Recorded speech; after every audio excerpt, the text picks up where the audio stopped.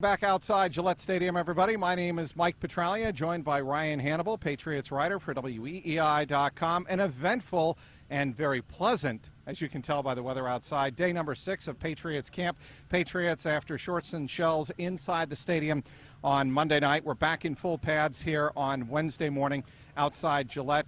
Sunny day, temperatures in the mid-70s to start, reached into the 80s. And Ryan, there were a couple of highlights of camp practice today, one of which would be the return of Alan Branch, who started out in shorts, it appeared, and then turned into full pads midway through the practice. Yeah, that was a good sign to see him back on the field. It's kind of similar to what he's done over the last couple of years, where he sort of goes at his own pace. And him being in the league for 8 or 9 years, he's going to be in football shape when he's back on the field. So obviously a good sign to get him back on the field, because I think he's one of the guys that could lead the defensive line unit. So I think anytime you get a veteran guy back on the field, it's a good sign.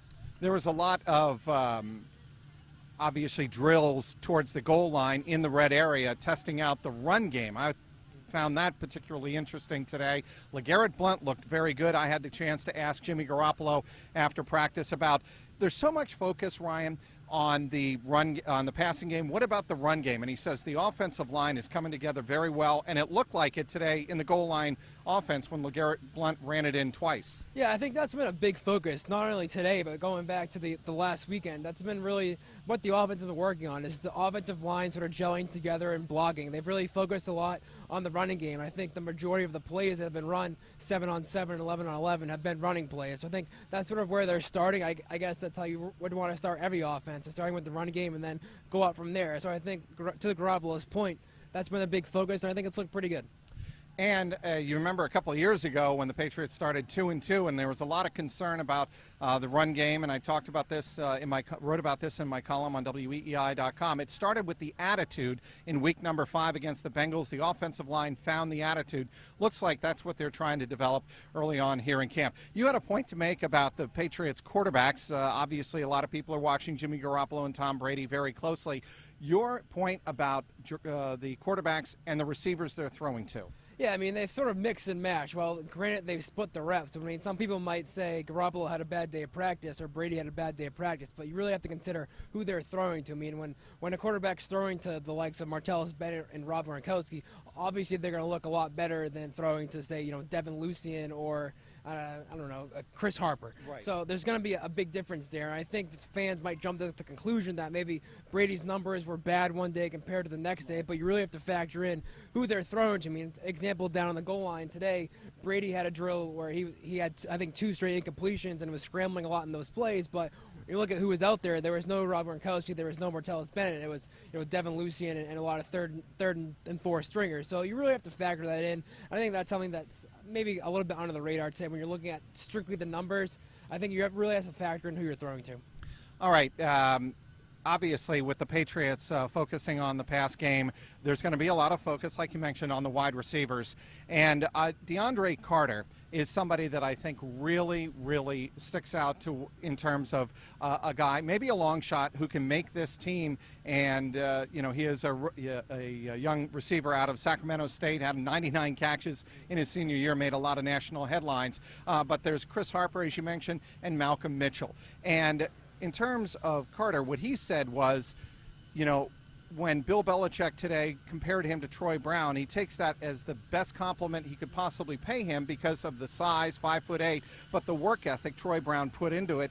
Maybe, Carter can land in that same type of role. Yeah, like you mentioned, all those players. Bill, in his conference, I think yesterday or Monday with Sirius XM Radio, said that it's the most competitive wide receiver spot that he's had since his time in New England. And I think that speaks to guys like you mentioned, DeAndre Carter, Chris Harper, Malcolm Mitchell. Those are guys that are fighting for that last spot. And I think we saw last year with Chris Harper, I think he really emerged during training camp like those guys want to do. So I think those younger guys, like you mentioned, leading with Carter, want to come as far as Chris Harper did last year. And I think it's confidence that goes to them that shows that a guy like Chris Harper, undrafted last year, can make a team. So I think, like you said, with all these injuries to the receivers not being on the field, it's time for those guys to shine and make the most of their opportunities.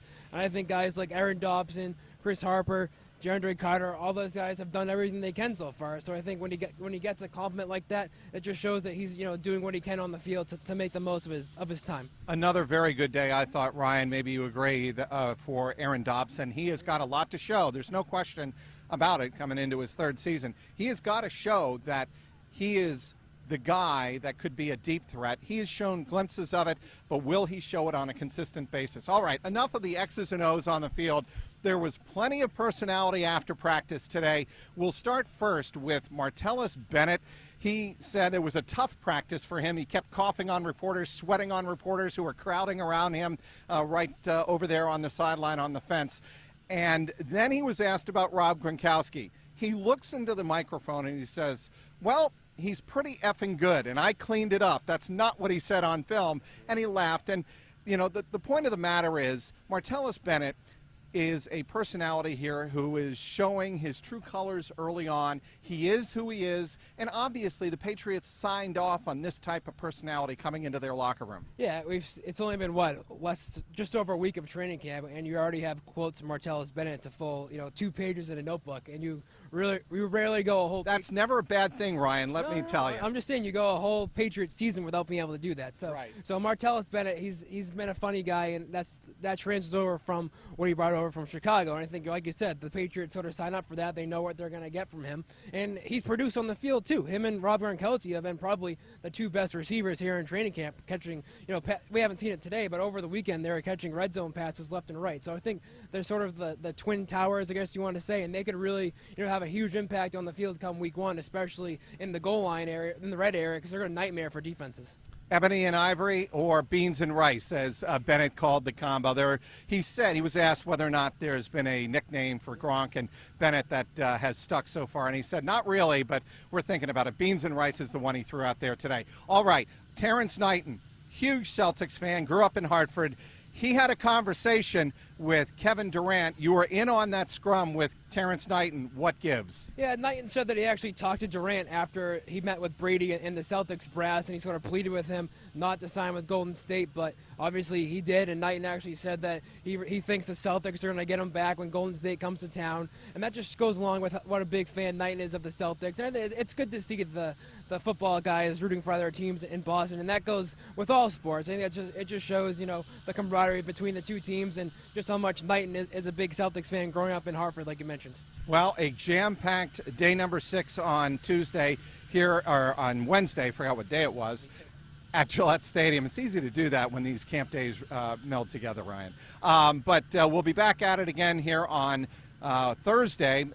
Morning practice will be moved back to its more typical time of 9:15. At least that is the expectation. It was a little later today as the players had the day off on Tuesday. We'll have all of the coverage on WEEI.com, the It Is What It Is blog. Christopher Price, Ryan Hannable, and yours truly, Mike Petraglia, bringing you all of the coverage outside Gillette Stadium on a beautiful Wednesday. I'm Mike Petraglia. He's Ryan Hannable, WEEI.com.